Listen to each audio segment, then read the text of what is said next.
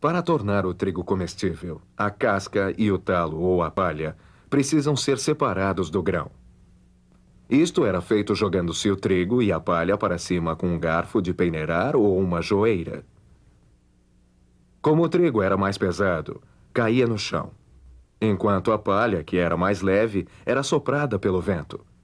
Uma última peneirada era feita com o auxílio de uma pá.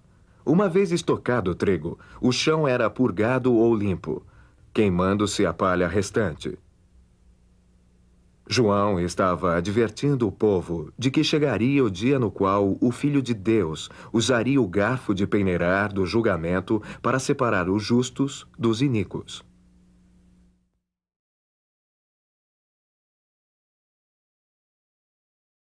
No Oriente Médio, o pastor conhece cada uma de suas ovelhas. Ele caminha na frente delas e chama-as pelo nome. As ovelhas conhecem-lhe a voz e confiam nele. Elas não seguiriam um estranho. Assim, quando o pastor as chama do portão do aprisco, apenas as suas ovelhas atendem.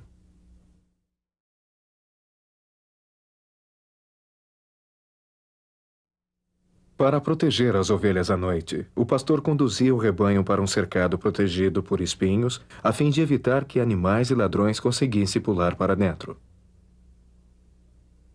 Às vezes, um animal selvagem, levado pela fome, pulava o cercado e caía no meio das ovelhas. Tal situação distinguia o verdadeiro pastor, que amava as ovelhas, do mercenário que trabalhava só por dinheiro ou por obrigação. O verdadeiro pastor estava disposto a dar a sua vida pelo rebanho.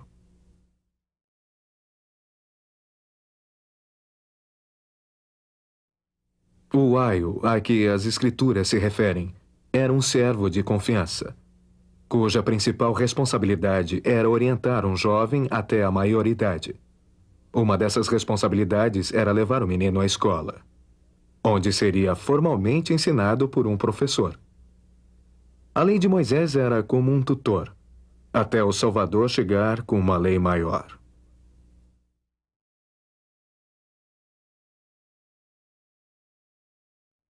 A palavra Getsemane significa prensa de azeite.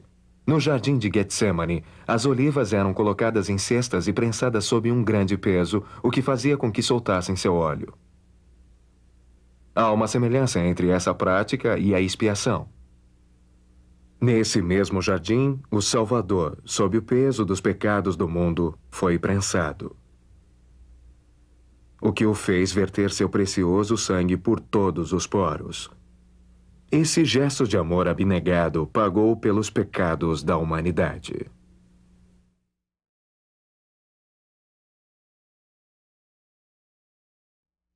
A antiga Israel esperava pela vinda do Messias, ou Cristo. Ambos os títulos significavam o ungido. As palavras "me ungiu", na profecia de Isaías, referem-se a um Messias que haveria de vir. Ao dizer "hoje se cumpriu esta escritura em vossos ouvidos", Jesus estava dizendo aos judeus que ele era o Messias prometido. As pessoas na sinagoga pensavam que ele era apenas filho de um carpinteiro e queriam matá-lo por blasfêmia.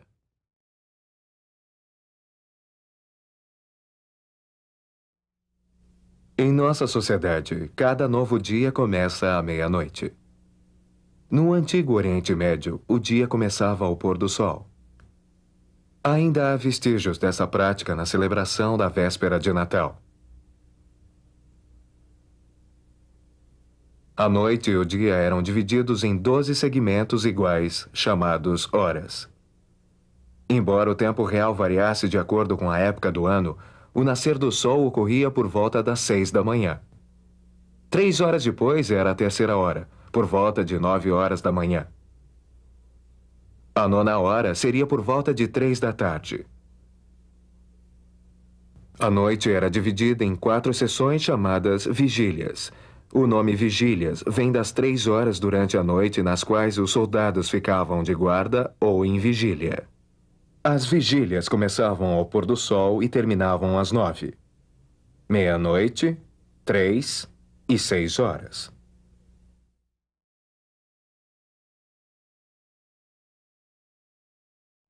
O Senhor ordenou a Israel que pegasse suas palavras e as amarrasse nas mãos e entre os olhos.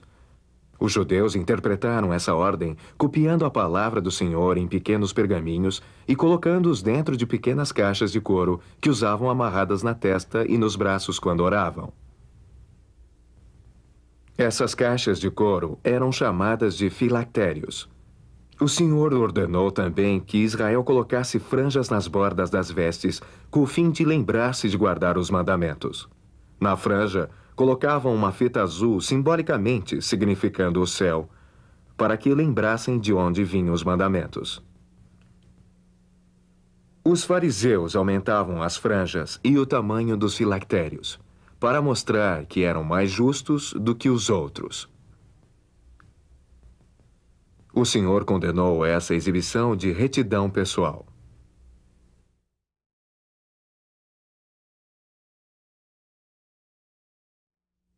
A vestimenta básica, tanto de homens como de mulheres, era a túnica. Parecia-se com um saco com aberturas para a cabeça e os braços. Usava-se um pedaço de couro ou pano dobrado na cintura como cinto, que era chamado de faixa. Na hora do trabalho, a longa túnica poderia atrapalhar, então arregaçavam as pontas, prendendo-as na faixa para terem liberdade de movimentos nas pernas. Isso era chamado de cingir os lombos. No Evangelho, cingir os lombos significa preparar-se, trabalhar arduamente e prestar serviço no reino.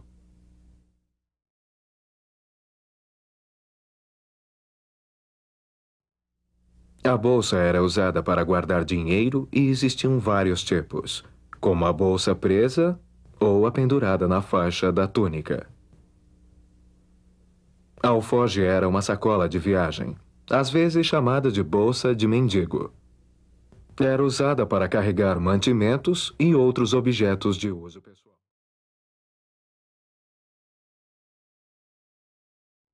No tempo do Salvador, os banquetes eram feitos com as pessoas reclinadas em sofás.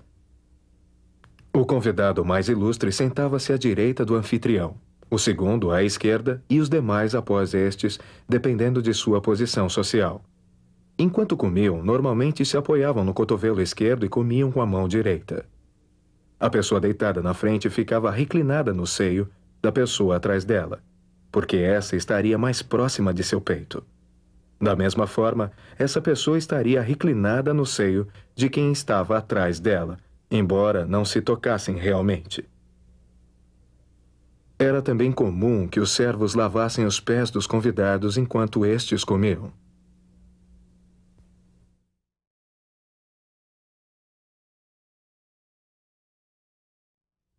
Na comunidade judaica, a sinagoga, dirigida por um grupo de anciãos locais, tornou-se o centro social, educacional e religioso da comunidade. Ser excomungado excluía a pessoa do uso da sinagoga, que era a parte principal da sua interação social.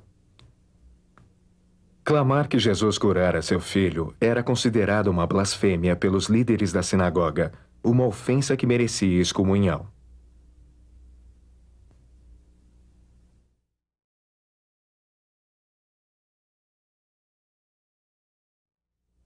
Embora as sinagogas locais fossem presididas por anciãos, a congregação participava ativamente da instrução. Depois da leitura das Escrituras, o orador comentava a passagem lida. Nessa hora, a congregação podia fazer perguntas e participar do debate. Paulo aproveitava essa oportunidade para ensinar o Evangelho nas sinagogas.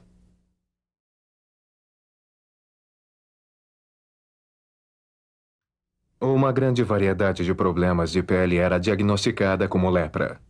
Em geral, formavam-se caroços, que se tornavam vermelhos. Depois criavam uma crosta branca que progredia ao ponto de dolorosas feridas. Muitas vezes a doença atingia os ossos, afetando os órgãos internos e causando frequentemente a deformação de membros. A lepra era a doença mais temida na Terra Santa. Quando infectadas, as pessoas tinham que ser examinadas pelo sacerdote. Se este declarasse que a lepra era imunda, isso significava que a pessoa não se qualificava para as ordenanças sagradas e era banida da comunidade. Quando curado, o leproso podia ser declarado limpo e ser levado de volta à sociedade.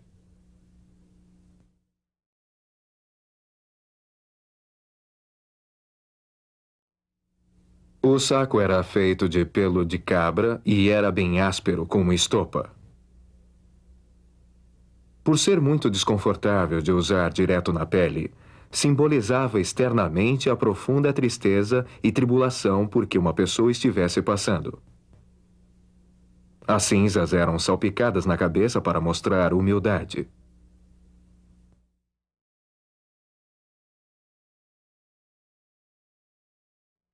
No dia da festa de casamento, a noiva era assistida por suas ajudantes, enquanto o noivo reunia-se com os amigos. Os amigos iam com o noivo buscar a noiva para a festa de casamento. Com grande expectativa, os amigos e vizinhos marcavam o caminho com luzes e juntavam-se à procissão. Se o noivo se demorasse, cada convidado tinha de ter óleo suficiente até a chegada do noivo.